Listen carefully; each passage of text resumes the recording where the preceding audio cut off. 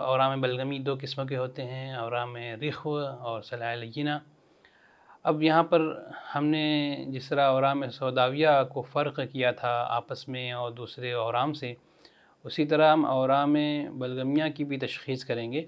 और औराम बलगमिया की तशख़ीस 3 किस्म के औराम से हो सकती है।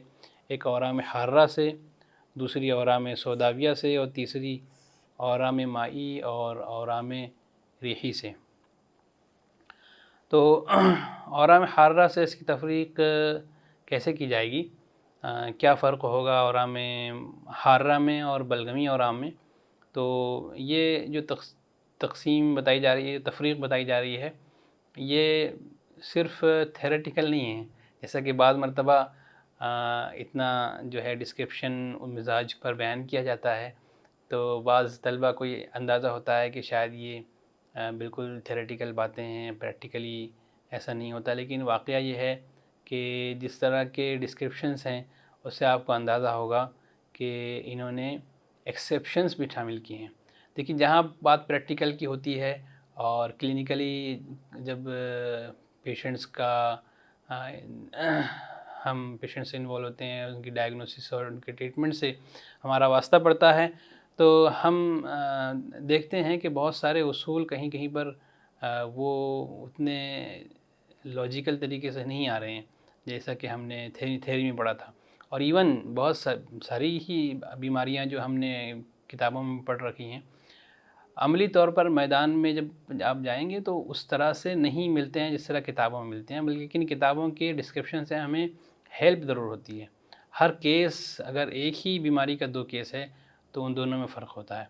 इसलिए तिब्ब यूनानी में इसका भी एक्सप्लेनेशन दिया गया है कि फ़र्क क्यों है और इसका क्या जस्टिफिकेशन हो सकता है। तो इसकी भी कोशिश की गई है। इसकी ये तफसील और ये तमहीद मैं इसलिए बांध रहा हूँ कि अभी जो हम बात पढ़ेंगे तो उसमें आपको उसका अंदाज़ा होगा। तो पहली बात ये कह रहे हैं कि बलगमी औराम अक्सर मौसम सरमा में होते हैं। तो आपको मालूम होगा कि मौसम सरमा ठंडे मौसम का मिजाज भी वही होता है जो बलगम का मिजाज होता है। इसलिए हमने ये भी पढ़ा है कि जिस मौसम का जो मिजाज होगा उसी तरह की बीमारियां उस मौसम में पैदा होती हैं, ज़्यादा चांस होता है। तो बलगमी औराम अक्सर मौसम सरमा में पैदा होते हैं। ये बहुत ही आसानी से समझ में आने वाली बात है। उसकी वजह ये बताते हैं कि इस मौसम में बलगम की कसरत होती है। उस मिजाज की वजह से जो उस मौसम का है, उस मिजाज की खिलतें ज़्यादा बनती हैं और उस मिजाज को फेवर मिलता है, इसलिए बलगम ज़्यादा बनता है। जब ज़ाहिर है बलगम ज़्यादा बनेगा तो बदन में बलगम ज़रूरत से ज़्यादा भी हो सकता है, और ज़रूरत से ज़्यादा होगा तो कहीं ना कहीं वो बीमारी की शक्ल में वो मादा कहीं ना कहीं जाकर जमा होगा और बलगम के औराम पैदा होंगे। जबकि औराम हार्रा गर्मी के मौसम में ज़्यादा होते हैं।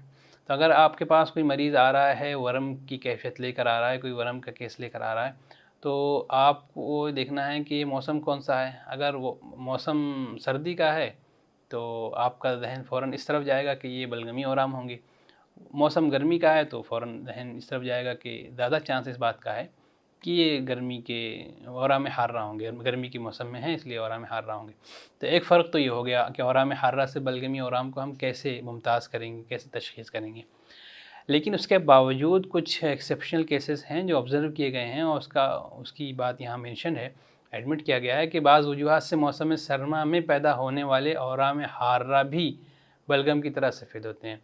ऐसा ज़रूरी नहीं है कि मौसम सरमा में जो औराम पैदा हो रहे हैं वो सारे बलगमी ही हों, बल्कि ये हो सकता है कि औराम हार्रा हैं लेकिन वो सर्दी के मौसम में पैदा हो रहे हैं, उनकी पैदाइश हो रही है। तो औराम हार्रा सर्दी के मौसम में उस वक्त पैदा होंगे जब कोई बहुत ज़्यादा गर्म तदाबीर इख्तियार करने लगे और ज़रूरत से ज़्यादा गर्म मादे बदन में पैदा होने लगे, तो उस वक्त गर्म औराम भी पैदा हो सकते हैं सर्दी के मौसम में।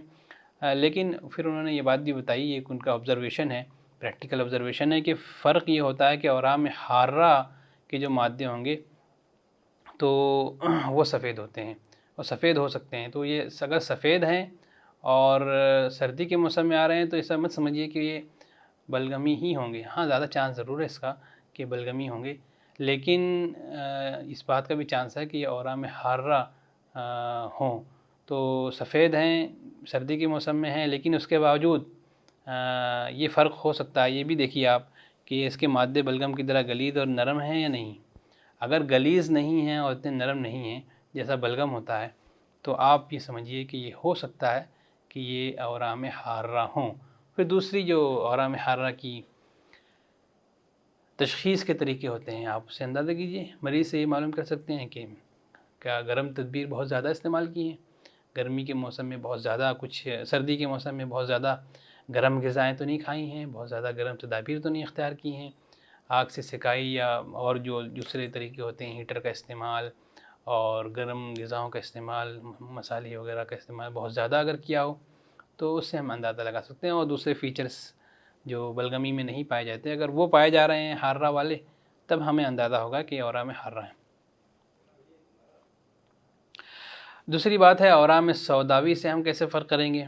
तो ये बात औराम सौदावी, देखिए मौसम सरमा में हमने ये तो एक्सक्लूड कर लिया, आम तौर से एक जनरल डिस्कशन हमारा हो गया कि आम तौर से सर्द औराम और बलगमी औराम होंगे, लेकिन हो सकता है सौदावी औराम हो जाएं कि सौदा का भी मिजाज सर्द होता है, तो हो सकता है सौदावी औराम सर्दी के मौसम में हो जाएं।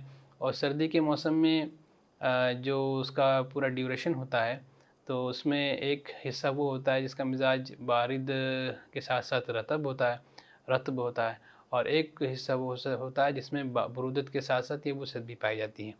तो सौदा को फेवर करने वाला भी माहौल पैदा हो सकता है। तो अब कैसे फ़र्क करेंगे। तो बलगम के जो मादा होगा वो और सौदा का मादा जो होगा वो, उन दोनों में क्या फ़र्क होता है कि सौदावी मादों में गिलज़त और सख्ती पाई जाती है ना, नरमी पाई जाती है बलगम में, और जहाँ सख्ती आ जाती है और गिलज़त आ जाती है मादे में, तो वहाँ पर आप फ़ौरन ही समझ जाएं कि ये सौदावी मादे हैं। बलगम भी गलीज़ हो सकता है, जैसा कि हमने पहले शुरू में ऊपर देखा कि बलगम की तरह गलीज़ मादा, तो बलगम भी गलीज़ हो सकता है, लेकिन सौदा का जो मादा होगा वो बलगम से भी ज़्यादा गलीज़ होगा, और ये ताल्लुक़ इसका क्लिनिकल ऑब्जर्वेशन से है। औराम माई से और औराम रिही से कैसे फ़र्क करेंगे। तो इसमें जिस तरह हमने सौदावी से फ़र्क किया है, उसी लाइन ऑफ डायग्नोसिस पर हम औराम माई और औराम रिही से फ़र्क करेंगे। औराम सौदावी में हमने गिलज़त और सख्ती देखी कि सौदा में गिलज़त भी और सख्ती भी ज़्यादा होती है बलगम से, और औराम माई और रिही ये भी ठंडे औराम हैं, ये भी ठंडी सर्दी के मौसम में पैदा हो सकते हैं, लेकिन इनमें जो इन दोनों औराम के जो मादे हैं, तो उनमें बलगम के मुकाबले में रिक्कत और लताफ़त होगी कि ये रकीक होंगे, है ना। बलगम के मुकाबले में ये पतले होंगे, इसके इनके मादे होंगे। ज़ाहिर है कि पानी बहुत रकीक होता है बलगम के मुकाबले। रीह जो है ये भी रकीक कहलाती है, और इनके अंदर लताफ़त पाई जाती है, ये इतने गिलज़त नहीं होती इनके अंदर। गिलज़त से मुराद विस्कोसिटी आप देखें अगर, तो विस्कोसिटी जो होती है वो, कसाफ़त जो होती है वो कम होती है और पानी में और रीह में बमुकाबला बलगम। Then we will see the description of औराम माइया, watery swellings, watery swellings, and what is the माहियत क्या है औराम माइया की, उसको हम देखेंगे। तो वो औराम जिनका मादा माई होता है, पानी से जो वाटरी होता है, तो माई का मतलब होता है ना पानी से जो मिलता जुलता मादा हो, तो उसको औराम माई कहते हैं। और माई रतूबत जो है वो उज़्व की खलाओं में जमा होकर वरम का सबब बनती है। हाँ, उज़्व की जो खाली स्पेसेस होती हैं उनमें जमा हो जाता है पानी और वरम पैदा कर देता है। इसकी मिसाल है कीला माइया और इस्तिस्क़ाए ज़की या असाइटिस। तो कीला माइया क्या होता है, ये हाइड्रोसील होता है। स्क्रोटम के जो लेयर्स होती हैं उनमें फ्लूइड बढ़ जाता है, तो उसको हम कीला माइया कहते हैं, हाइड्रोसील कहते हैं। और असाइटिस हम जानते हैं, यहाँ जो इमेज दी हुई है ये इमेज हमने पहले भी डिस्कस की है। सूए तरकीब में हमने इसे अमराज़ मक़दार में देखा था कि जो यहाँ पे बात हो रही है उज़्व की खलाओं में कि जो कैविटीज़ जो हैं वो होती हैं, उसमें जब मकदार बढ़ जाती है तो सूए तरकीब में शामिल हो जाता है। तो इसी तरह आप यहाँ देखें कि यहाँ भी उज़्व की खलाओं में पानी जमा हो रहा है और पानी जमा होकर के वरम पैदा कर रहा है, स्वेलिंग पैदा कर रहा है। तो ये चूँकि उज़्व मरकब है, मर्ज़ मरकब है, इसलिए यहाँ पर इसका डिस्क्रिप्शन है। सूए तरकीब में इसका डिस्क्रिप्शन इसलिए था कि वहाँ पर ये तरकीब में बिगाड़ पैदा कर रहा था और सूए तरकीब भी वहाँ चूँकि हो रहा है, इसलिए सूए तरकीब में भी शामिल एग्ज़ाम्पल इसकी शामिल है। मर्द मुफरद के एतबार से वो है, लेकिन सूए तरकीब सिर्फ सूए तरकीब इसमें नहीं होता है, सूए मिजाज भी होता है और तफर्रुक़ इत्तिसाल भी होता है, जैसा कि हमने पहले भी डिस्कस किया। तो इस वजह से ये औराम में शामिल है, औराम माई में शामिल है और इसके जो प्लूरल फ्लूइड होता है वो काफ़ी बढ़ जाता है, इस वजह से ये कैफियत पैदा होती है। रिहिया, वाटर औराम रिहिया। औराम रिहिया क्या है कि रीह कहते हैं, रीह जो कहते हैं वो हवा को कहते हैं और इसके लिए लफ्ज़ रियाह भी इस्तेमाल होता है। रीह या रियाह दोनों लफ्ज़ इसके लिए इस्तेमाल होते हैं। तो औराम रिहिया वो औराम हैं जो जिसका मादा रियाह होता है और इसकी दो किस्में होती हैं, तहब्बुज और नफ़ख़ा। ठीक है, ये दो चीज़ें हैं, दो अक़साम हैं। हम दोनों को इस एतबार से देखेंगे कि दोनों का तारुफ़ भी हो जाए और दोनों के अंदर फ़र्क भी कर लिया जाए। तो इस एतबार से दोनों बातें एक साथ हो जाएंगी इसमें। तो कैसे इनमें फ़र्क करेंगे, इनका क़िवाम और इनका मादा कैसा होता है, क्या फ़र्क होता है इन सब में। तो तहब्बुज और नफ़ख़ा ये दो चीज़ें हैं। तो तहब्बुज में ये छूने पर नर्म महसूस होता है, दबाव को आसानी से कबूल कर लेता है। ठीक है, नरमी इसके अंदर होती है और दबाव को आसानी से कबूल कर लेता है। ये दो चीज़ें हैं। दबाव को आसानी से वो औराम कबूल नहीं करते जो हार्ड होते हैं। तो बलगमी औराम भी दबाव को कबूल करते हैं और नर्म महसूस होते हैं, लेकिन उनके मुकाबले में जो रीही औराम हैं वो ज़्यादा नर्म होते हैं और ज़्यादा आसानी से दबाव को कबूल कर लेते हैं। अलबत्ता ये जो कंपैरिजन है ये रिलेटिव है, आपस में हम देखें तो अंदाज़ा हो जाता है। जितने भी रीही औराम होंगे वो साफ़ समझ में आएंगे कि बलगम से जुदा हैं।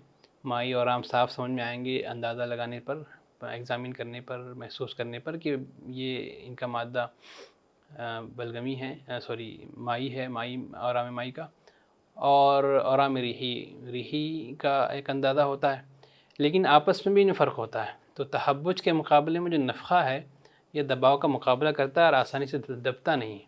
ठीक है, कंप्रेशन भी नहीं होगा, लेकिन उसका जो फ़ील होगा वो सौदावी औराम से डिफरेंट होगा। हाँ, तहब्बुज के मुकाबले में तहब्बुज बहुत आसानी से दब जाएगा, जबकि नफ़ख़ा चूँकि गैस इतनी ज़्यादा डिस्टेंडेड होती है कि उसको दबाना बहुत मुश्किल होता है नफ़ख़ा में। अच्छा, दो जो ख़ास फ़र्क है, ये तो हमने क्लिनिकली एग्ज़ामिनेशन के पॉइंट ऑफ व्यू से बात कर ली। जो ख़ास फ़र्क है दोनों के मादे में और दोनों की पैथोलॉजी में, वो ये है कि रीह में जो तहब्बुज में जो रीह है वो उज़्व के जौहर के साथ मिली हुई होती है। ये बात ख़ास है कि जौहर उज़्व के जौहर में जैसे फैली हुई हो, जैसे हमने पढ़ा था बलगमी औराम में रिख्व में कि उज़्व के जौहर में मिले हुए होते हैं, फैले हुए होते हैं बलगम के मादे। लेकिन नफ़ख़ा में जो रीह है वो उज़्व के जौहर से मिली हुई नहीं होगी, बल्कि एक जगह इकट्ठी हो जाती है और एक जगह जमा हो करके, और वो डिस्टेंशन कॉज करती है, तमद्दुद पैदा करती है। तो तमद्दुद यानी तनाव पैदा होता है, एक तरह का फैलाव होता है। तो वो तनाव और फैलाव जो होता है वो रीह के ज़्यादा होने और एक जगह एक साथ जमा हो जाने की वजह से होता है।